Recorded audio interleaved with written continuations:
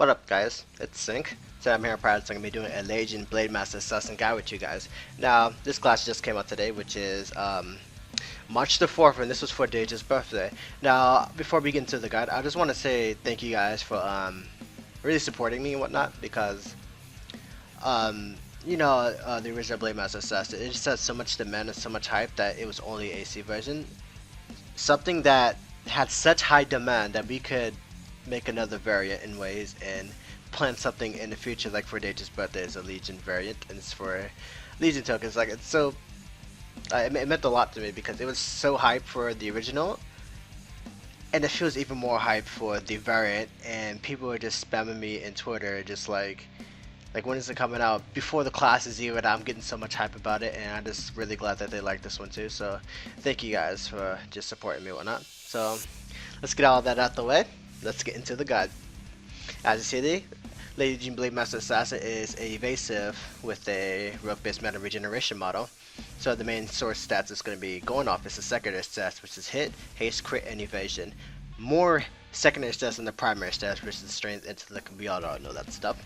So as you see, it's really just a simple evasive model. There's nothing really too big about it.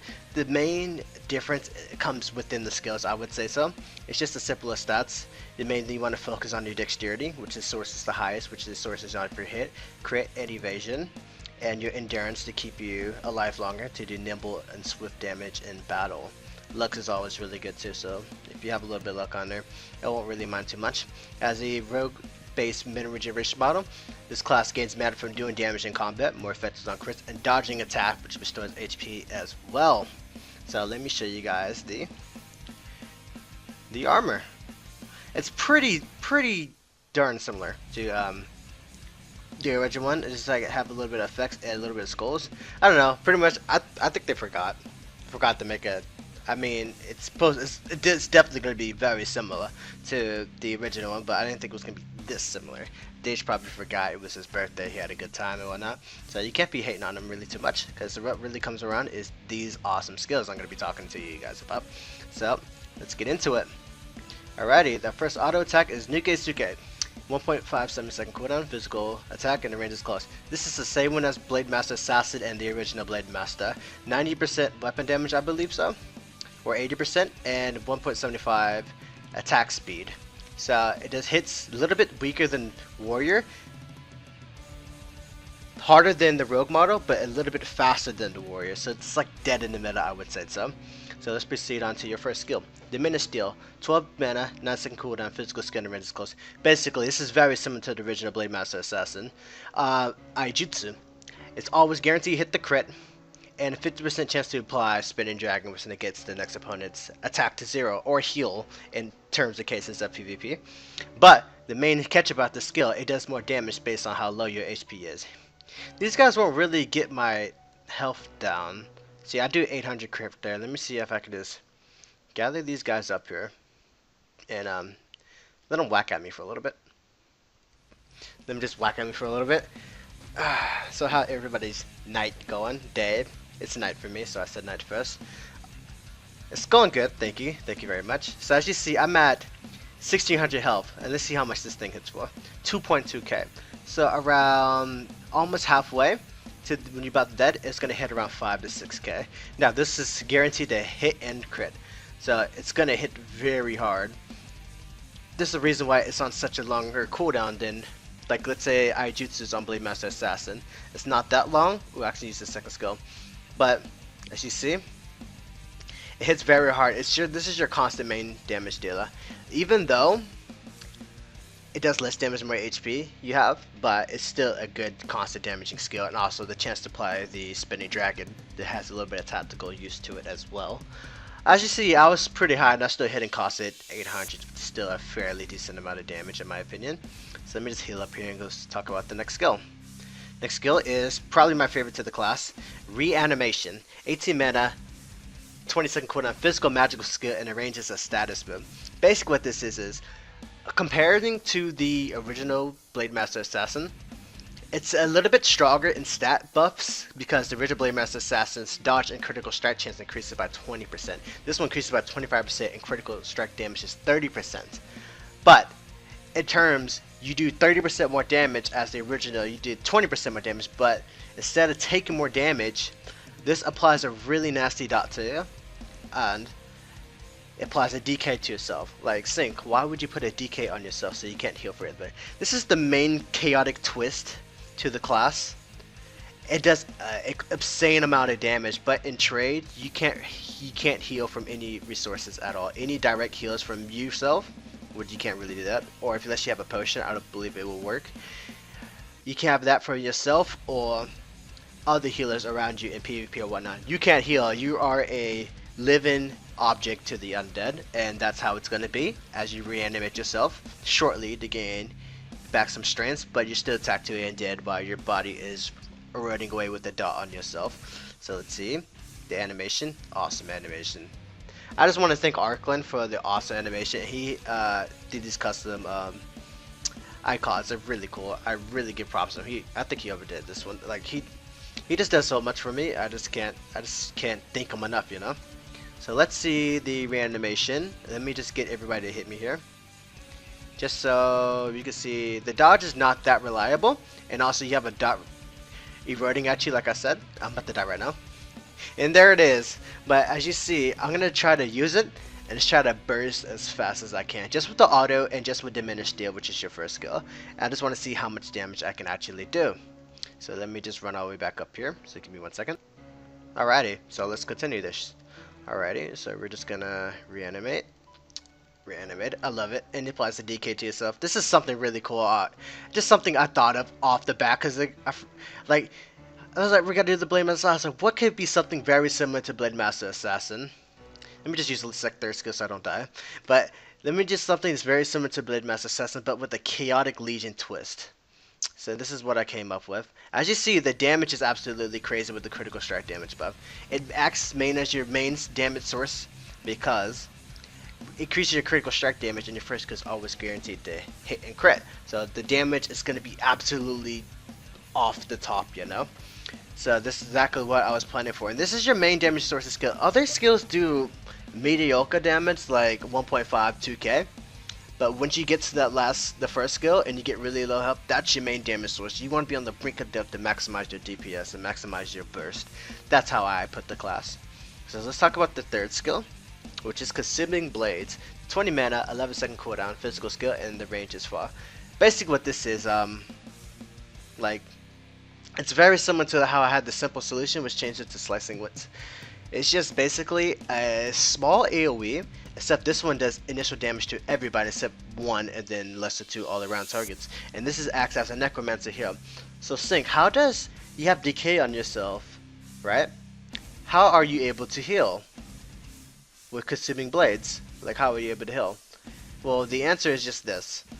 In the sheer coding of AQW, if anybody who was a really skilled PvPer or who knows a lot about PvP would know this. Even though you have decay up, it would not stop necromancer based heals. So I crafted a core of this class based on that function of yes, you can't heal from any other sources, but you can also heal from yourself. You can't heal direct heals from yourself, but you can heal from necromancer based heal, which is aka drains, which is based on the damage you dealt. So I think that's really what makes the class unique in its own way. Still very similar to the original Blademaster Assassin, but extremely unique in its own ways. So let's proceed on to the rank 4 passives.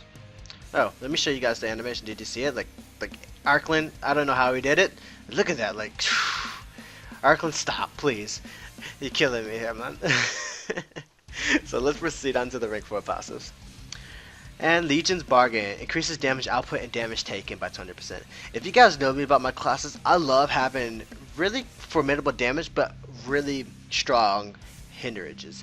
Basically, it takes skill to use a class, yes. It takes skill to use most of my classes.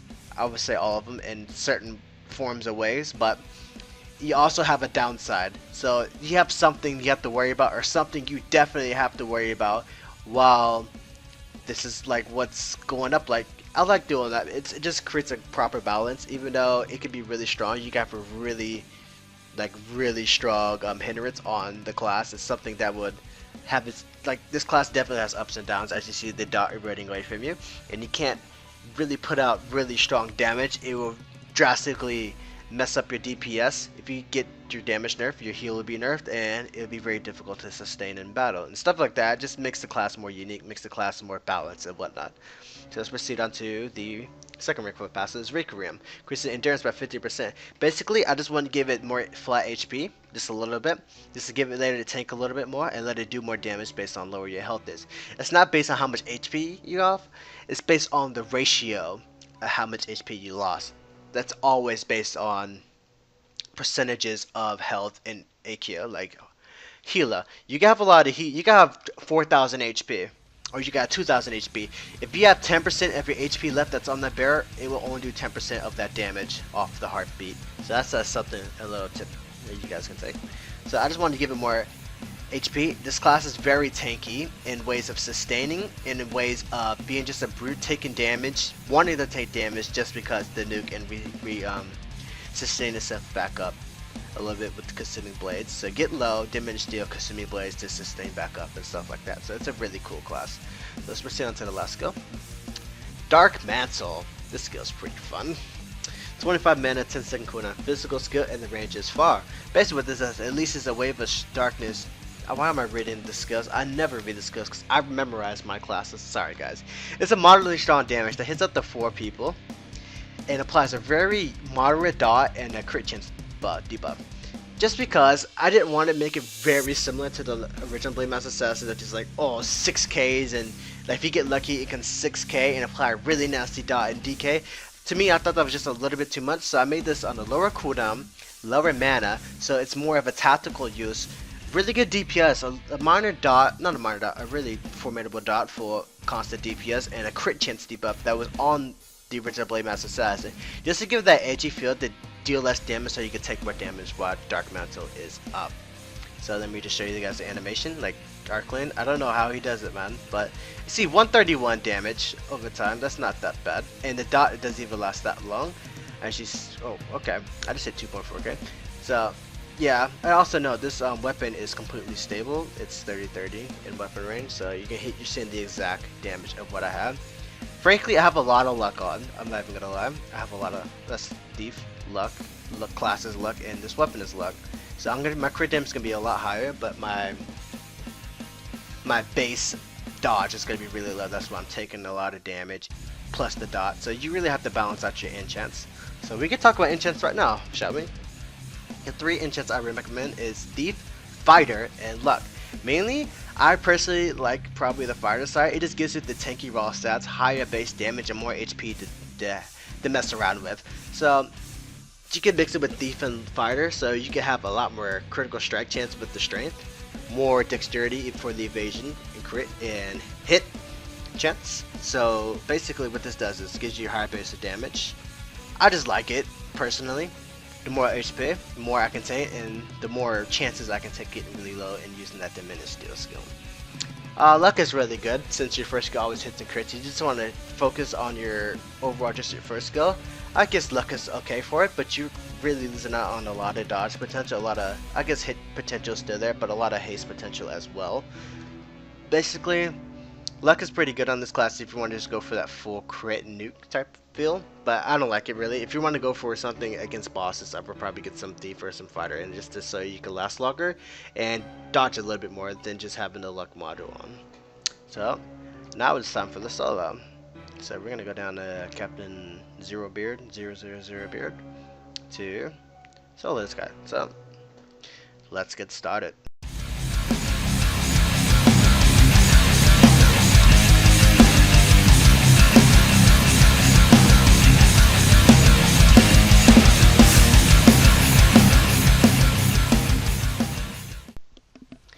Whoops, I messed up really bad there.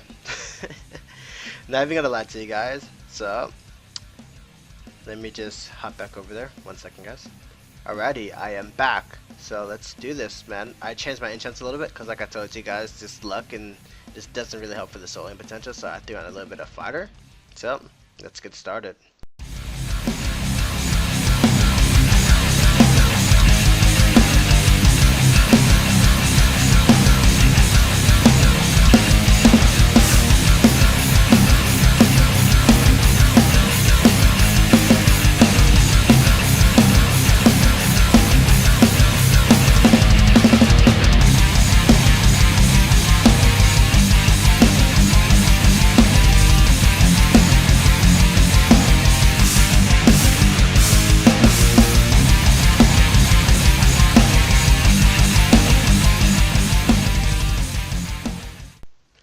Alrighty, so there we go. Like I said, luck is, if you really want to look for soloing, this class is not as good in soloing, I would say. I think it'd be pretty decent in farming and whatnot, because it's two really reliable, pretty short cooldown AoEs. Yeah, just really want to solo that. Don't go luck, please don't go luck. It's not that good. As you saw, I died fairly fast, and I just couldn't sustain myself as I threw a little bit of fighter on, give you a little bit of base damage and a little bit of HP and endurance just to help me out there. So, yeah. In conclusion, I just want to thank Arkwind just one more time. If you guys, you know, he has a Twitter page and whatnot. If you guys just see him around, just messing around, just thank him for what all he's done. He's a really good coder. He's just somebody really fun to work with, really fun to talk to, and so I just really thank him. Can't thank that man enough. I really can't. So this is the conclusion, I guess. Dun, dun, dun, dun. This is pretty much it. I don't know really what more to talk to you about instead of like, as people always ask me, I can see about soloing there might be a skill order, but in terms of PvP, there is no skill order. As if somebody is a great PvP or whatnot, there is no skill. You can't just go into PvP and use the same combo and think it's gonna work all the time. It really depends on what you're fighting on. It really depends on who you're going against, and it really depends on what class you're up in the arena. So yeah, that's just things that I always say. There's no skill order in PvP. It always depends. You're not gonna try to nuke a artifact hunter who starts reflect because you're just gonna kill yourself. Or you just gotta find a way to work around your opponent and find an opening and stuff like that. You just gotta really just, you know, find the balance of how to fight somebody and what class you're fighting and stuff like that. But in the end, this is the conclusion of this class guide. Like and subscribe, share with all your friends. There is stuff coming up soon, but probably stuff I can't tell you about, so I'm not gonna tell you. Sorry. Let me just do that. Sorry guys, I can't tell you about stuff that's coming up soon, but I will be working on more stuff in the future. So yeah, like and subscribe, share with all your friends. I'm Sync. Catch you guys later. See ya.